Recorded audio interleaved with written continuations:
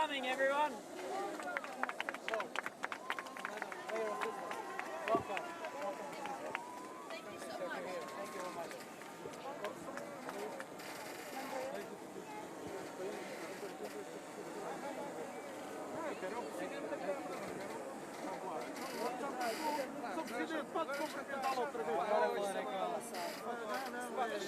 Abram lá o espaço então.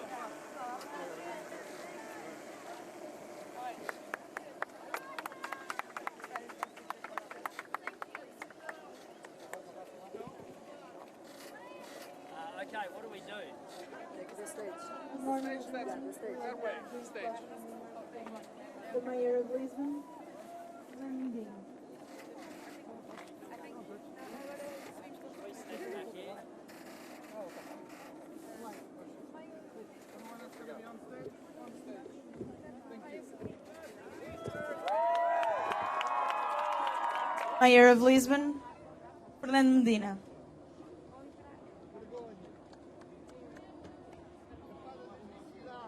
Phones down, please. Telemóveis para baixo. We love you, sister. Thank you. We love you. Câmara para baixo. Câmara para baixo. We love you. Thank you so much for coming. Bem-vindo a Lisboa. Welcome to Lisbon. I want to give you all, Greta, very, very warm welcome for you to Lisbon. We are delighted to have you here, Tens que sair daí, tu. Sai daí. and I want to say in the name of all the city that it is a great privilege to have you here and to have between us what has been one of the most remarkable voices fighting for all of us in the most decisive battle that we face together, the fight against climate change. Welcome here to Lisbon.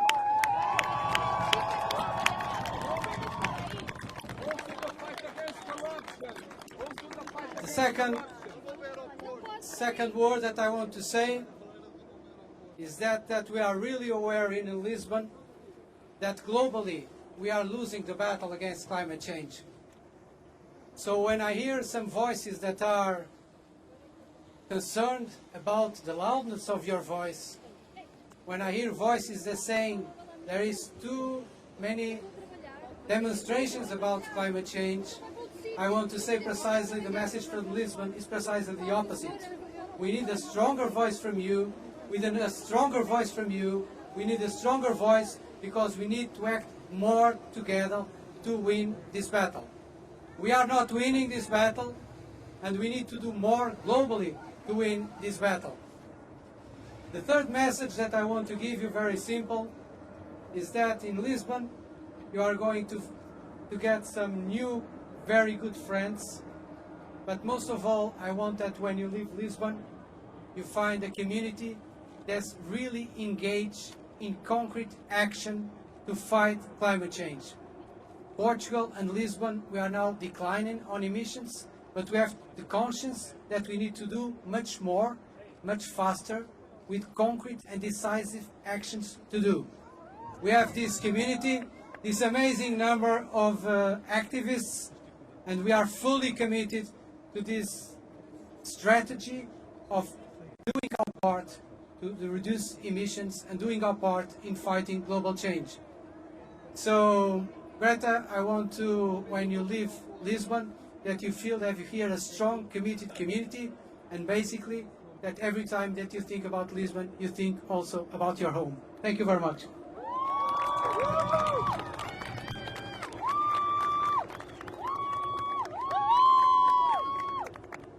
My name is Beatriz. My name is Matilde. We are here in representation of Fridays for Future in Portugal, Greve Climática Estudantil.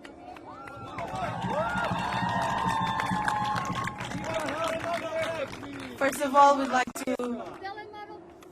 we'd like to give a warm welcome to Greta and her crew, and we hope you enjoy Lisbon and your Caldo Verde. Hug the sister, please. Hug her. Come on. I'm here to present Greve Klimaaktivistin Greta and we are a youth movement that fights for climate justice. We fight for climate justice because our house is on fire. And because our house is on fire, we've organized and striked for the climate together with thousands of students many times this year. Our demands are simple. In Portugal, we need to reach carbon neutrality by 2030. We need to keep fossil fuels, including gas, on the ground. We need to provide clean energy for all. And we need to cancel new airport projects, Montijo included. Because we need a system change, not a climate change.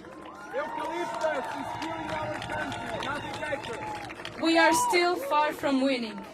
We know that change disturbs the ones in power. They tell us our country's ambitions in climate policies, but we know it isn't.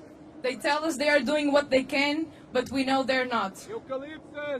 But we also know that this is the struggle of our generation, and we will not give up. We all have raised like a wave to demand climate justice for all. And we need everyone to join us. If we lose, everybody loses. Now we are, like Greta, heading to COP25 in Madrid. We'll meet with thousands of other climate activists from many countries, including the Global South. There, we'll be protesting once again against the priority given to profit over our lives. The seas are rising, and so are we. Greta, thank you for having inspired the youth. Thank you for being radical in your speech. Thank you for showing politicians and corporations that will no more accept the climate chaos they've provoked. Greta, don't stop. Because together we are going to change the system and demand climate justice for all.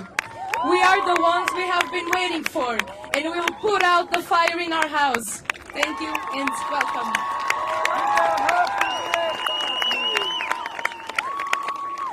Now we have a brief remark, because social justice is climate justice. We have a brief remark from Abel Rodrigues from Amazonia.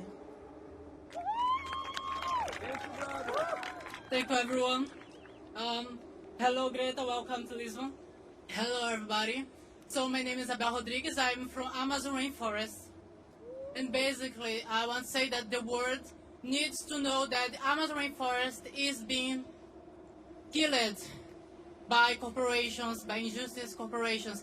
And I have to say to the world that the people from Amazon rainforest are being killed every day, and the world needs to know this. I want to say very thankful to Greta to be the biggest and most active voice in this battle. And I want to ask for all of you, we need to save Amazon rainforest, please. Please. Thank you, everyone.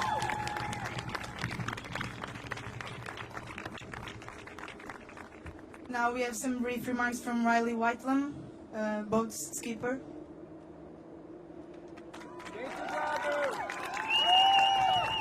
Hello, everyone. That's all right. So I'd just like to say a few comments about the trip. It's not really recommended to cross the North Atlantic this time of year, and it was quite an eventful trip. I think we managed to dodge 60 knots and 7-metre waves twice. We had a huge wave come over the top and rip a chair off the deck. We snapped a few ropes that were very important. A lot of stuff happened. It feels like we sort of crammed about 3 years worth of experience into 3 weeks. It was a very difficult trip. I'd like to thank Nikki Henderson. She was absolutely amazing. Made the trip a lot less stressful for me. She's sort of like having probably 3 crew members on board. She was really wonderful. Also, Elena, who arguably had the most difficult job on board. She was looking after our baby boy, Lenny, he turns 1 in 3 days' time. It was very brave of Greta and Svante to embark on such a journey. And speaking about those experiences, it was really good to see her and her father be able to get to enjoy so much time on the water. And I think that it's a trip that they'll be talking about amongst each other and with their family and friends for many years to come. So I'm very proud to have been a small part in Greta's journey. Thank you.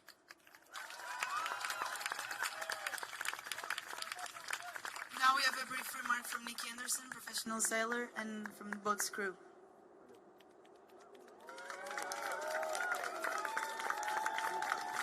Thank you. Thank you for coming. As a professional sailor, I think we are very used to going to sea and dealing with what nature throws at us. As Riley said, it wasn't that easy. And so for me, this trip wasn't so nerve-wracking, but I can imagine for Greta and for some of the crew, for her father, for everyone, this was a big deal to embark on this. So for me, I was talking with Greta's father about the fact that going to sea changes you. And we were talking about how it changes us. And because for me, I go to sea all the time, I thought, what is this? What is this trip about? How do I feel differently? And with very, very little time to speak to you, I suppose I wanted to reach out to maybe the people who aren't here. Before I came on this trip, I admit that I was quite nervous to admit that there was a problem in the world. I was quite intimidated by the negativity. And being around these people, being around Greta for 21 days has made me feel like together, like you're part of something. And it makes it much less scary, and it also gives you hope. And so I hope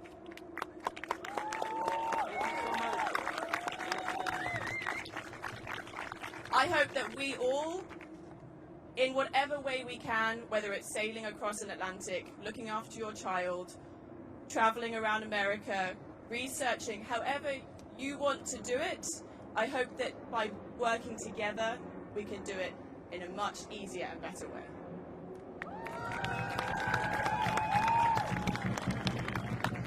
Thank you. Now, Greta Thunberg.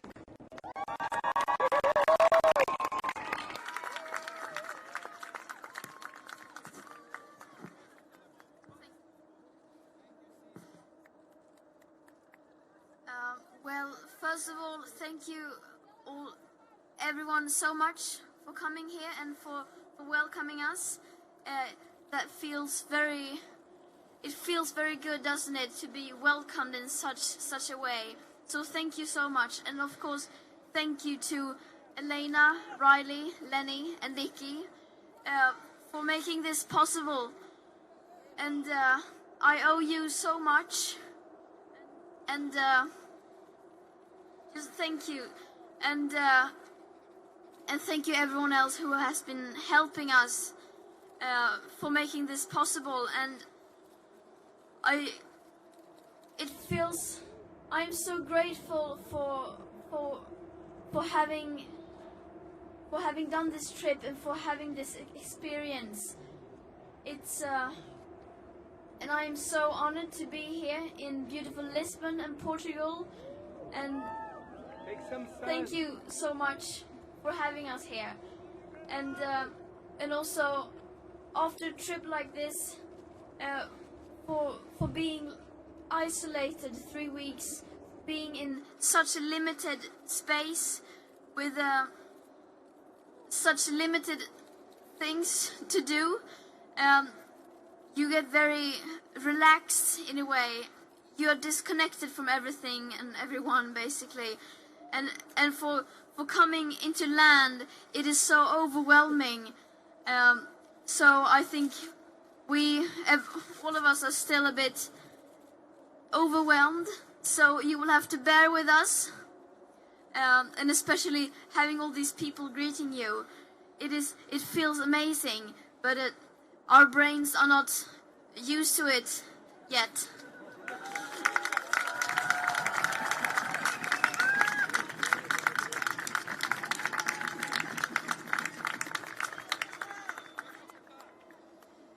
And it feels so amazing to be home back in Europe. I have been on quite an adventure, and we've all been on quite an adventure, and it feels good to be back.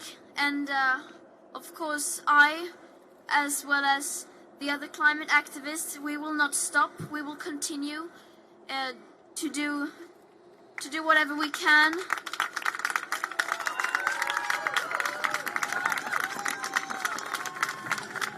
Continue to travel around and to put pressure and on people in power, and to make sure that they prioritize this highest. And then we eventually we will be going to COP25 in Madrid, and we will continue the fight there to make sure that within those walls the voices of the people are being heard, and that the voices of the future generations are being heard, and that the voices from the people, especially from the global south, are being heard.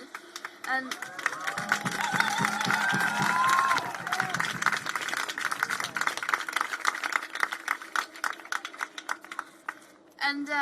I don't have much to say, just that we are facing a global emergency, and we need to see it from a holistic point of view, and we need to do everything we can. We need to work together to make sure that we secure future living conditions for humankind, and that we fight for not only ourselves, but for our children and for our grandchildren and for every single living being on Earth. And everyone has to do everything they can in order to make sure they are on the right side of history. Because in order to change everything, we need everyone. And I hope every one of you will get active and start fighting for your future as well. And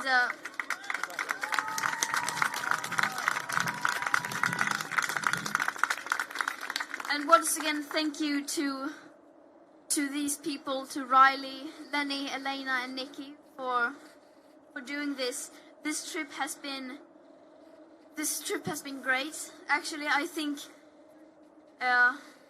we needed some relaxing time, all of us, especially me, some time to sort of think everything through and to relax.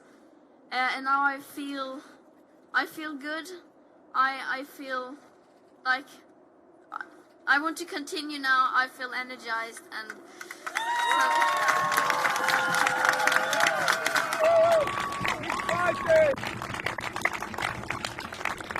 No more offshore. I don't know what else to say. We don't need no more offshore.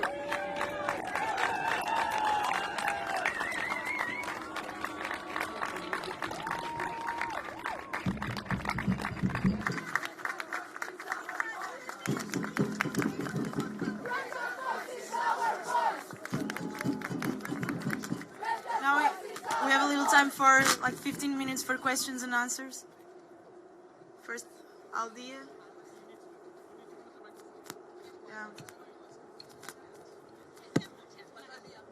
Hi Greta, I'm from Estonia, and I would like to know, do you have any specific plans to show to the politicians what we can do to change climate?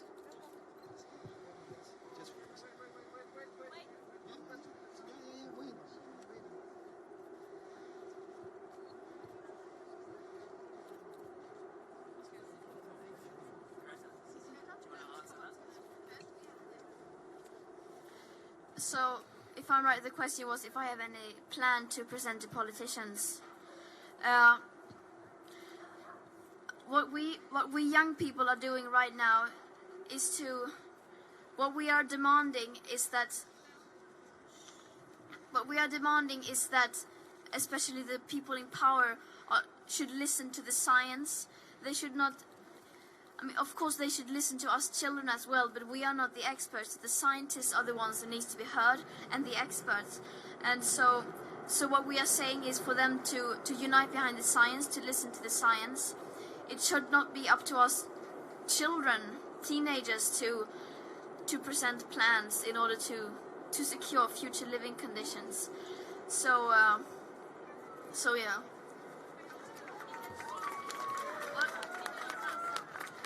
If I got seasick the first day, only the first day. A bit, but yeah, I got a bit seasick. But then the rest of the trip, nothing. So yeah, I was very lucky, incredibly lucky. And I don't think, not many of us, we didn't suffer from seasickness on the boat, I think, at all. So we are very grateful for that. Hi Greta, I'm Luis from Chile. I'm just sorry for this. I think this is not about a politician, but we are in Chile. We are the only country that we have the private water. That's really awful, dangerous for us. The president of Chile is the owner of the water. The government is the owner of the water, and the ministers have the big part or the greatest part of the water in Chile. It's not a question, but the people need to know this. People know Chile is the only country with the private water. That's all. Thank you very much.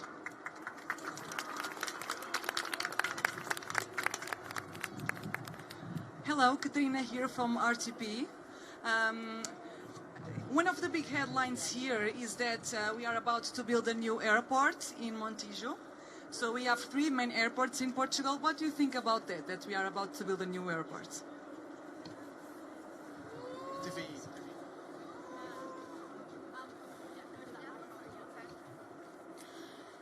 I don't know the full background of this, but I mean, when we are thinking of planning such things in the future, we need to put this in a bigger perspective and to really look at it. How will this benefit us, and will this do more good than harm? And we need to look at it from a bigger perspective, and also from a perspective of a bigger time scale. So we cannot only think about today and what we want today and what benefits us today, but also in the future. Okay, Greta here. Good morning from Spain, Mediaset. You hold my microphone, thank you so much. From Mediaset, Spain, Cuatro al Día show. Welcome here. We know you arouses a lot of good emotions in everyone. Your movement, your message. Look around, hundreds of people, activists, journalists. Many of us have got here by plane. As you can imagine, I come from Madrid. So the question is, for those who can't afford traveling by a sailing boat, what cheap options would you recommend us to take?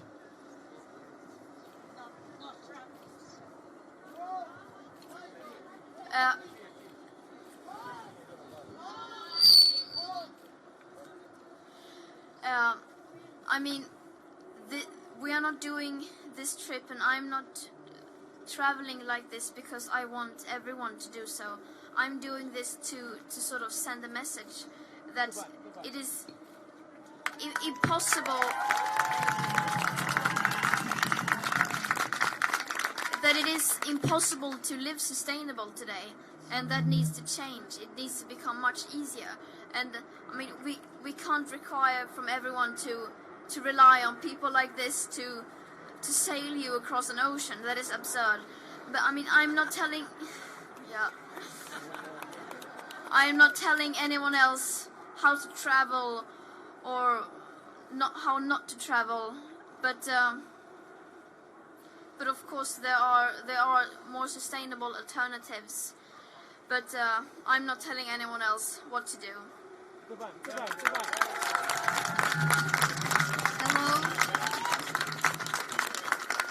Hello Greta, to TVI, it's a Portuguese channel.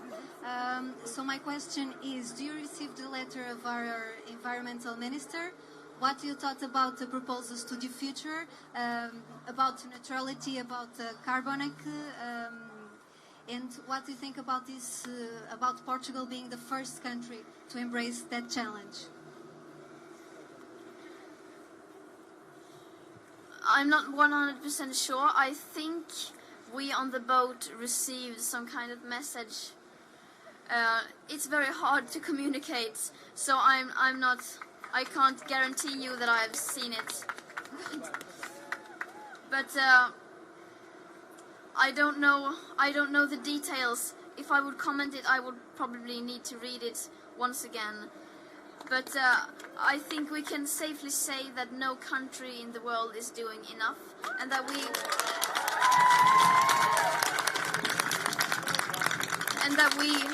we all need to do much more than we are doing today.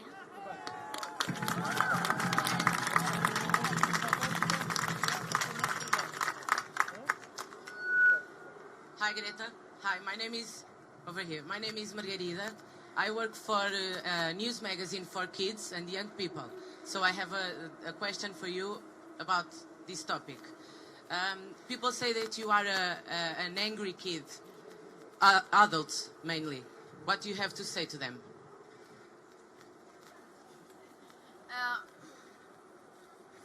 I think people are underestimating the force of angry kids.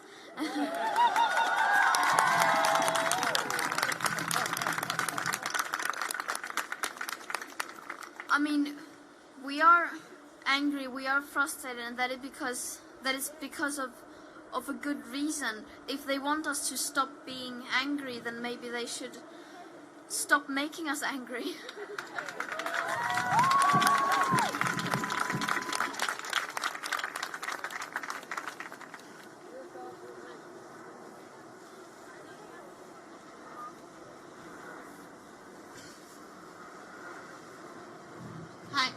In Brazil, President Bolsonaro recently blamed Leonardo DiCaprio for the fires in the Amazon, and sometimes President Trump slams you on Twitter. So what do you say about politicians that try to blame activists for problems?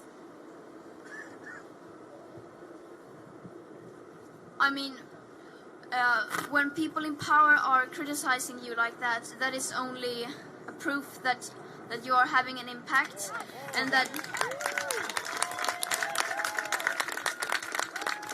you, among others, are bringing change or trying to bring change. And many people don't want that, and of course they will do everything they can to try to prevent change from happening. But we will continue to make change happen, and we will make sure they will have to change.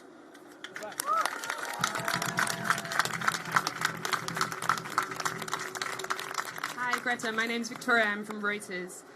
What is the main thing you want to see coming out of COP25 in Madrid, and where are you going to go next? What's the next step for you?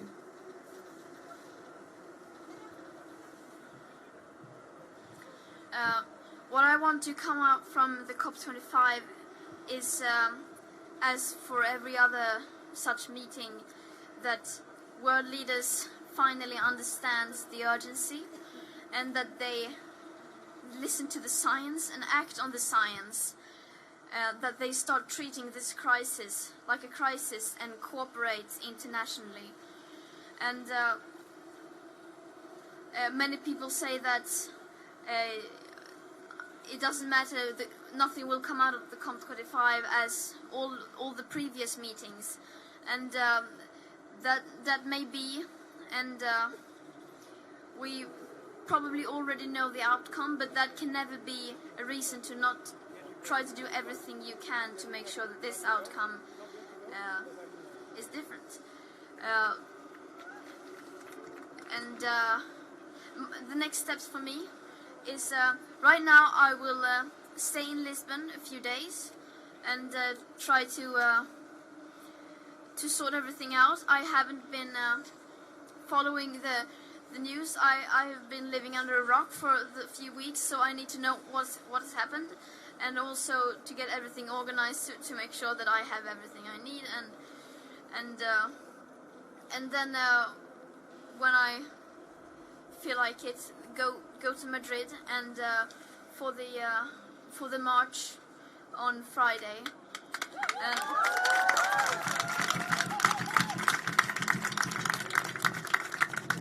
And then I don't know. I will have to create a schedule for the COP25, as I haven't been able to do so during the trip, and so now I will have to choose which events I want to participate in and what I want to do, and also talk with other activists, local activists, what we will do. And after Madrid, I'm going home for Christmas. Yeah.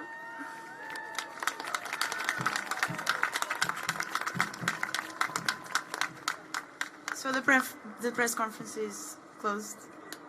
Yeah.